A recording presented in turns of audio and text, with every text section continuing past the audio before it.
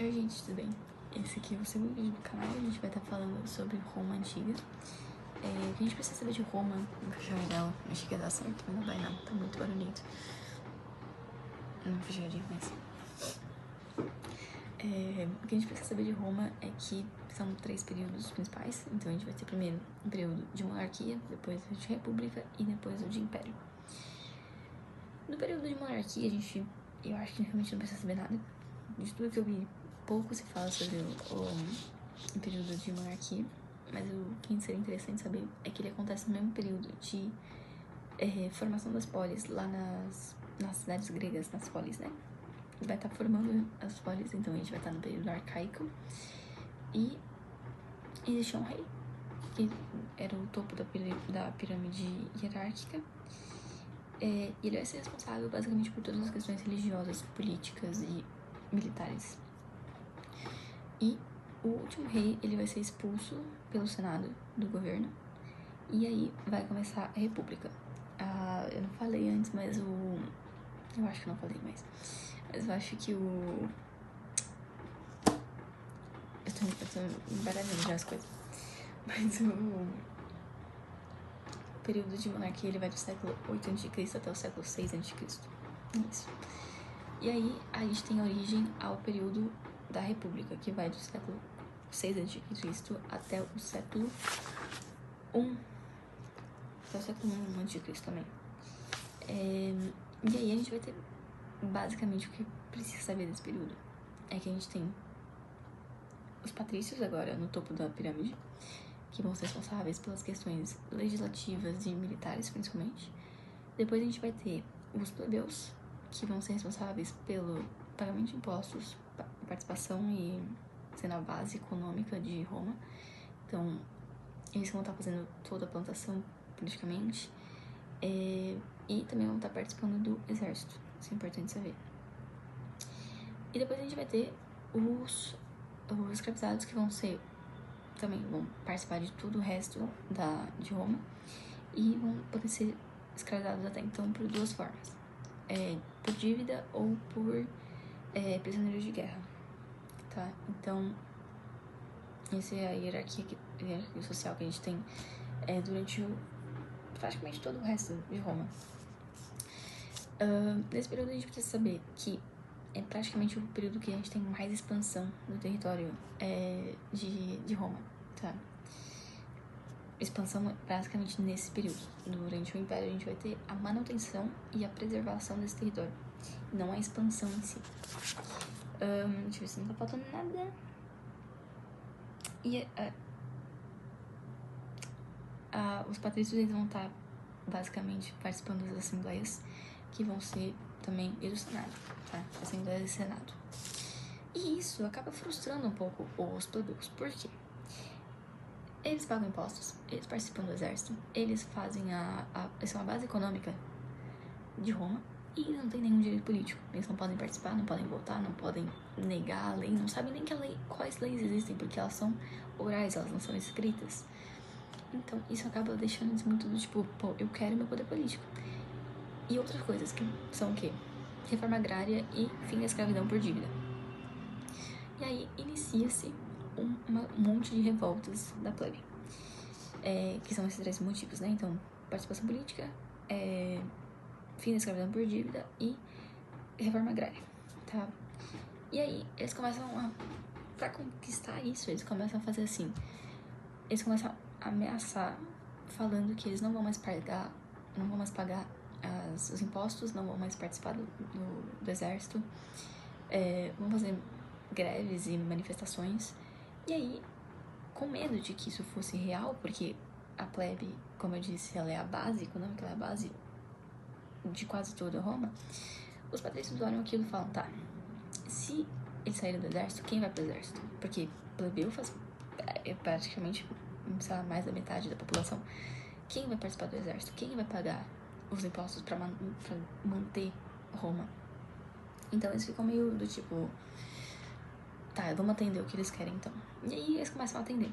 E o que a gente precisa saber de mais importante dessas revoltas é que a gente tem a lei das 12 tábuas, que são agora as leis escritas. Então, todos os cidadãos de Roma sabem que existem certas leis e eles têm acesso a essas leis. E isso acaba ampliando um pouco a cidadania, porque você sabe agora as leis que regem o lugar onde você mora, né? Então é importante. Depois de um certo período, eu não tenho data, mas a gente vai ter que os plebeus agora podem participar das assembleias da plebe. Cria-se a Assembleia da Plebe, eles podem participar. Futuramente, na época, vai ter as leis feitas nessa Assembleia, agora são leis verdadeiras mesmo, agora são leis que realmente funcionam e que participam da sociedade. Tem também a lei tem nome, Canoleia, em que plebeu agora pode se casar com patrício, que antes não poderia, né? É isso. Aí, quando a gente fala sobre apogeu e crise da República, a gente tá falando sobre o século III até o século I a.C., que, como eu já tinha dito antes, mas é o período que tem a maior expansão do território romano. E como tem maior expansão, a gente também tem um aumento do número de escravos e também do número do exército, porque você ou ia ser escravizado ou ia participar do exército, né? Ou... Não, a dívida não cai nisso, não esquece. Mas... ou você ia ser escravizado ou você ia participar do exército. Ou então os dois. E aí a gente tem um aumento desses dois números. Como Roma vai se expandindo, chega um ponto em que ela consegue conquistar todo o mar Mediterrâneo. E isso forma o Mare Nostrum. Ou seja, nosso mar nosso, né? E aí a gente tem como principal, eu acho, guerra que tem pra conquistar isso, que permite essa conquista do Mediterrâneo, são as guerras púnicas. Basicamente, a Sicília, que é o extremo sul da Itália hoje, era de um império, eu acho, que se chamava Cartago. Cartago tinha a Sicília pra si e grande parte do norte da África. E aí, tem um monte de guerra, são 3 guerras, se não me engano, três guerras que formam as guerras púnicas. E aí, por meio de várias formas, no final a gente tem que Roma consegue conquistar a Sicília, e isso permite a expansão territorial de Roma. Também um aumento de contato cultural com outras culturas. E a gente tem Roma sendo como a primeira metrópole cosmopolita. Isso. Também a gente tem... Não tô lendo aqui pra não me perder muito. Mas a gente tem, então, o aumento do contato com outras culturas e também o aumento do comércio. Esse aumento do comércio, ele acaba formando uma nova classe social, que a gente pode chamar de homens novos ou cavaleiros, em que eles também querem a participação política, eles vão começar a brigarem com os patrícios por conta da hegemonia dos patrícios, né? Porque, de novo, paga imposto, faz um monte de coisa, é praticamente um professor, não, mas é rico também, e não tem poder político. E aí, deixa eu ver se não tô escrevendo nada. Eu comecei a falar dos escravos, mas não terminei. A gente tem um aumento do número de escravizados, e a gente tem um aumento também da produção, o que acaba barateando o custo das coisas e permite que as pessoas consigam comprar mais. Então a gente tem um aumento do poder de compra da população, e isso acaba fortalecendo a economia e crescendo a economia, chegando ao ponto em que os impostos foram abolidos, ou seja, Roma conseguiu uma estabilidade econômica tão grande em que você não precisa mais pagar impostos. Mas, o que acontece? Lembra, a gente está tendo um grande crescimento territorial em Roma. Então, as pessoas os plebeus principalmente, de novo, a maior parte da população romana, eles têm que agora ir pro exército. Como eles têm que ir pro exército agora, eles meio que saem de onde eles estão e deixam o território com a família deles. Então, as propriedades, elas passam a ser basicamente governadas pela família. E isso acaba gerando um problema, porque ao mesmo tempo que a gente tem produção familiar, a gente tem latifúndios. Com os latifúndios existindo, existe uma concorrência muito grande entre os dois. E quem vai conseguir ganhar essa concorrência vai ser os latifúndios, porque eles são muito grandes, eles têm mão de obra pra caramba, eles têm muita coisa. E isso acaba gerando um êxodo rural. Ou seja, a pessoa que tá na parte rural vai pra cidade. Ela sai da parte rural e vai pra cidade. E isso acaba gerando uma classe social que a gente vai chamar de proletária, que basicamente são pessoas que acabam não contribuindo muito com o Estado e têm vários filhos. E aí a gente passa a ter essa classe social empobrecida, que não tem terra, na cidade. E aí a gente chega com os irmãos Graco, que são o Tibério e o Caio. Tibério e o Caio, eles voltam na legislação e veem que, assim, existe uma lei que ninguém poderia ter mais de 125 hectares de terra. E eles falam assim, vamos colocar essa lei na sociedade agora. Porque se a gente consegue diminuir a terra de cada pessoa, a gente consegue ter mais pessoas fora das ruas. E aí, isso acaba gerando um problema, porque quem tem o latifúndio, ele não vai querer perder terra, ele não vai querer perder lucro. Então, quem tinha os latifúndios, na verdade, né? Patrícios, eles não vão querer perder o poder que eles têm. E eles começam a falar assim, não, irmãos Graco, tira essa ideia da cabeça. No final eles são mortos e não tem essa... Esqueci o nome, nossa. Reforma agrária. Não tem a reforma agrária, que seria o que estão propondo, né? Deixa eu ver. Tem uma revolta escrava também nesse período, por basicamente condições de vida e os trabalhos que eram desumanos na época, porque, de novo, eles eram escravizados, eles não tinham, eles não eram tratados que nem pessoas, né? Então, eles meio que se revoltam contra isso e o Senado não consegue controlar isso. E aí o Senado acaba colocando, dando espaço, na verdade, para que os militares conseguissem entrar no poder. Porque existia também na legislação romana uma coisa que falava assim, em caso de crise, os generais têm o direito de, na verdade, cabe os generais a tomarem o poder.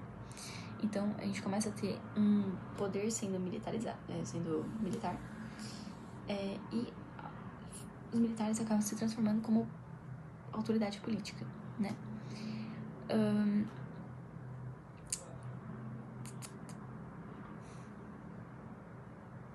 Deixa eu ver se eu tem mais o que falar.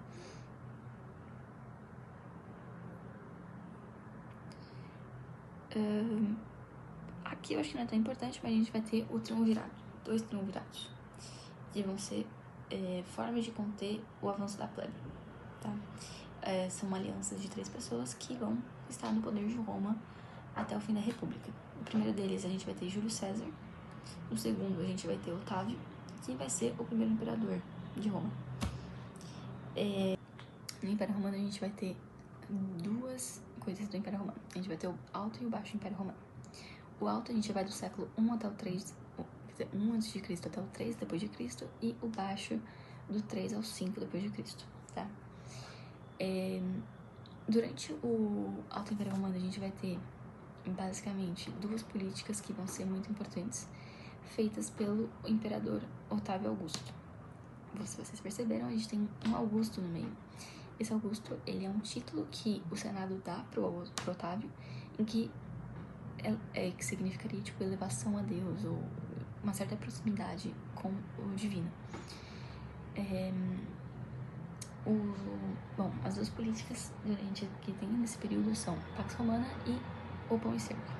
Pax Romana vai ser basicamente a paz romana, ou seja, um momento de de estabilidade interna e nas fronteiras também.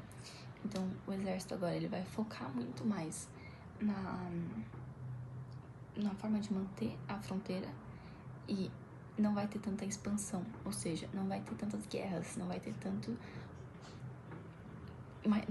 gente sendo escravizada.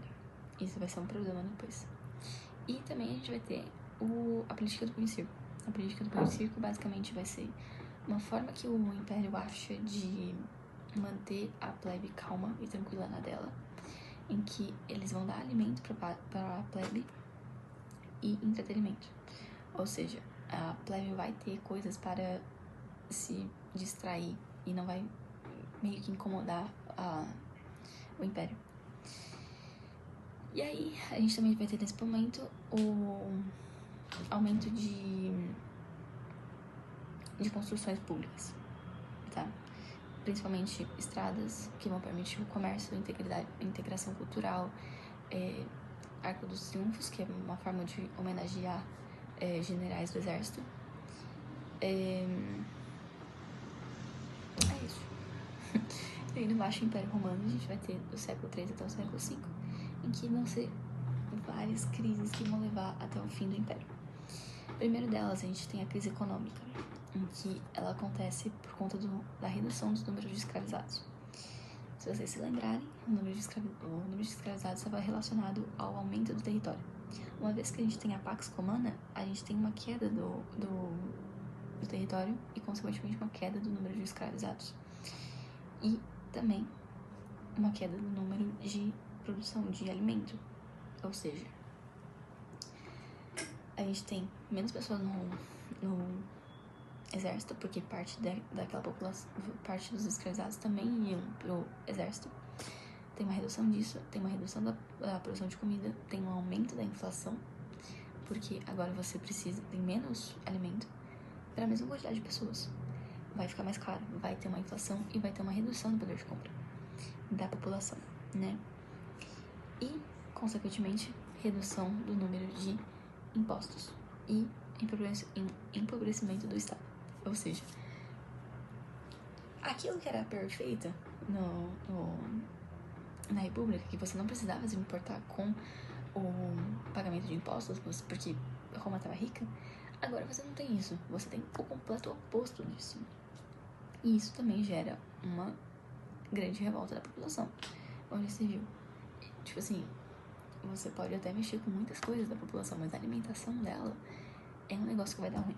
É um negócio que você vai ter um grande problema no futuro.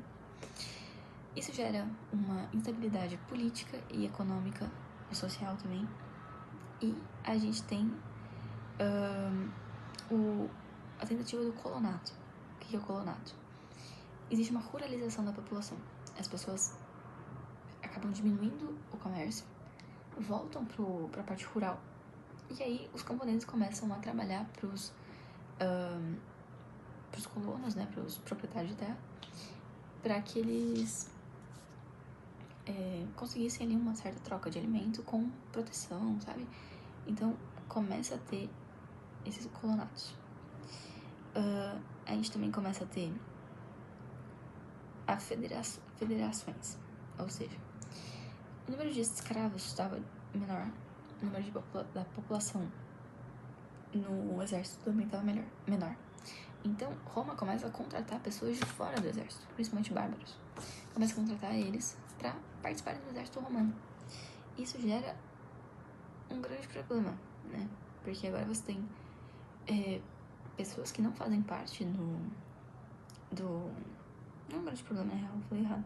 Mas você tem um problema. Porque você não tem um próprio exército, você não tem sabe, pessoas que estão tentando meio que lutar para o seu próprio território. Você tem pessoas de fora. Ou seja, pode ter uma corrupção ali, a pessoa pode usar a acessibilidade dela para acabar com o seu exército. Por conta dessas federações, também a gente tem um aumento da fusão cultural. E isso vai gerar... Calma aí, que eu acho que eu... não. aquele negócio.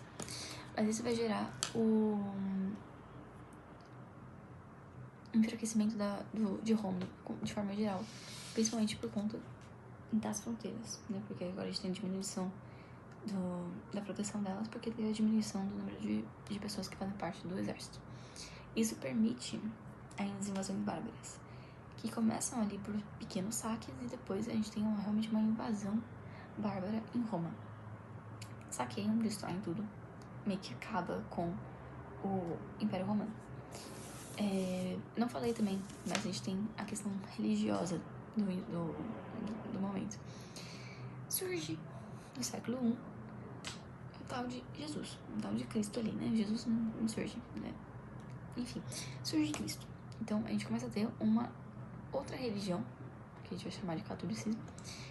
Surge essa outra religião que era oposta em muitos sentidos à religião que a gente tinha em Roma. A religião que a gente tinha em Roma, ela era politeísta. Eita. Não falei.